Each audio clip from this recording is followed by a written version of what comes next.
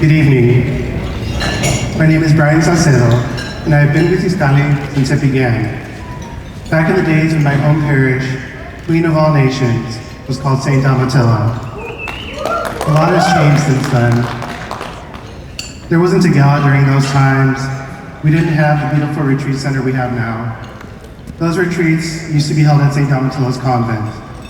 And it was during those retreats that I had a space to explore my faith, explore my doubts and struggles, and learn that I was not alone.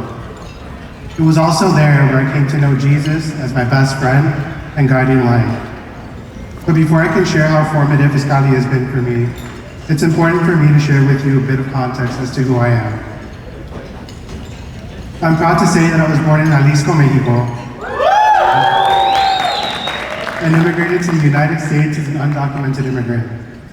My teenage years were difficult as I imagined the possibilities of deportation and navigating my identity as being neither ni aquí ni allá. In the midst of that fear, my aunt from Mexico gave me this book, Una Novena al Divino Niño. And my family and I prayed relentlessly week after week that our residency status here would be adjusted. We prayed week after week for 16 years of my life, until we were finally granted permanency residency here. I remember that Christmas as a special one because it felt as though our prayers had been heard by El Divino Niño, because he answered them the week before his birth. It changed my life. I could apply for a driver's license, and I could apply to college with access to financial aid. It helped me learn that God listens and his timing is perfect. As a child, my grandmother taught me my prayers and made sure I knew them better than how to add or subtract. I grew up going to Catholic grade school, high school, and went to a Christian college. And while these places of education provided me with a close link to God, it wasn't until Iskali came into my life that my relationship with God became personal.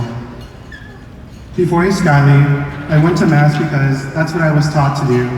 That's what my parents expected me to do, and that's what my school told me to do.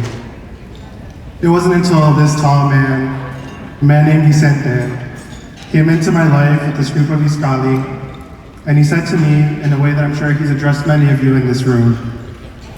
He said, "Mijo, come to the initiation retreat and come to know God as a friend."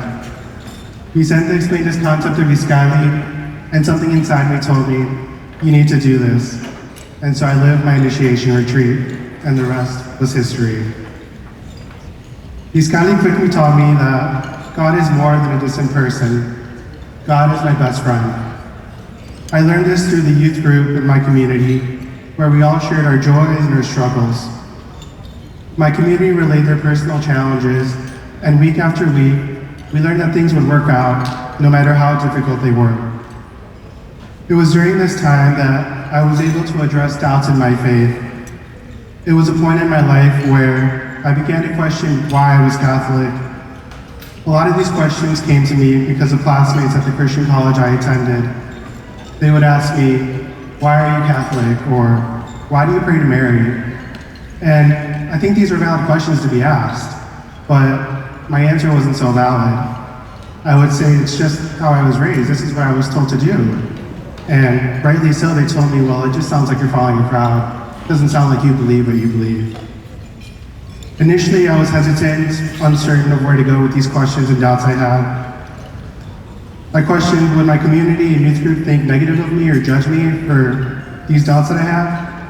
But because of Iskali, I had the right people to turn to. And so week after week, I navigated these thoughts and these questions by community. And eventually, through the retreats, the Sundays, the youth groups, I felt a firm conviction in my Catholic identity. And by the time I graduated college, I was a stronger Catholic than ever before.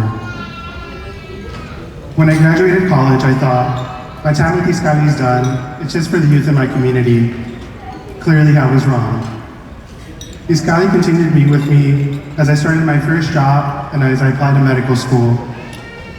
It took me 2 long years to apply to medical school, and it filled me with a lot of doubt, but also I had a lot of prayer with me during that time. The first hurdle was to pass the entrance exam. That was difficult. I took it several times to achieve a high enough score to pass the exam. And during that time, I doubted my ability to even get into medical school. 7% of Latinos hold a graduate degree. Why would I be one of them? But during that time, again, I prayed to El Divino Niño, did my novenas with my family. And more importantly, it was to discern if this was even the correct career path for me because of such a difficult time that I was having.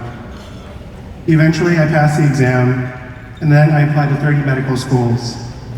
Immediately, I was rejected by all 30 of them. I retook the entrance exam to raise my score. I rewrote my essays not to be defeated, and more importantly, I kept on praying.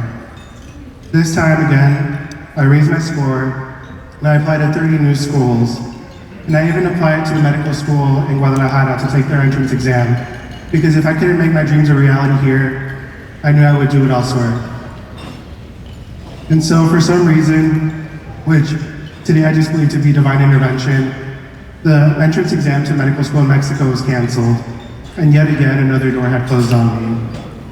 I waited anxiously for these 30 new schools to send me any feedback, and after months of waiting, 2 medical schools offered me an interview. I continued to pray, and again, anxiously, waited to see how my interviews went. We continued to pray, and God's timing is perfect. Just as it had happened with my residency status here, the week before Christmas, I got a phone call from Arizona, and I was offered my first and only medical school acceptance.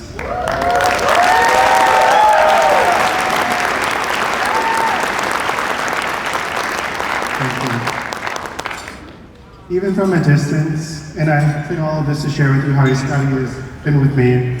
Iskali was by my side from Arizona to here, specifically through their scholarship support and their mentorship.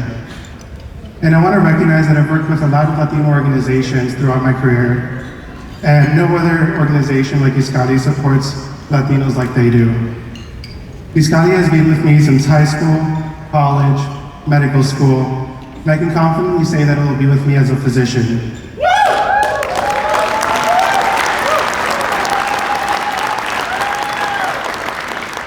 I thank Iskali for its scholarships that have financially supported my medical equipment and board exams. Through its scholarship, it's provided me mentorship that has given me the emotional support and professional support I needed during those times.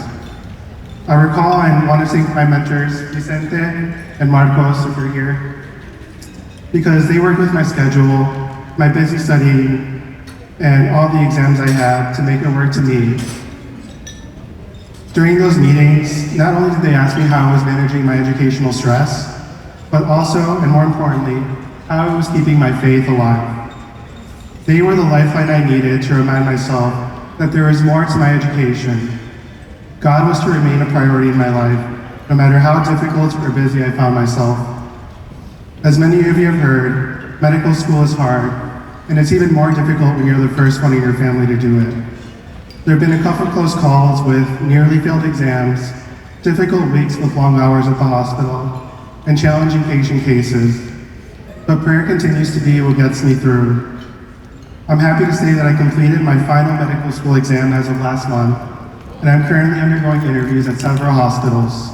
I hope to land my first job in March and graduate medical school in May.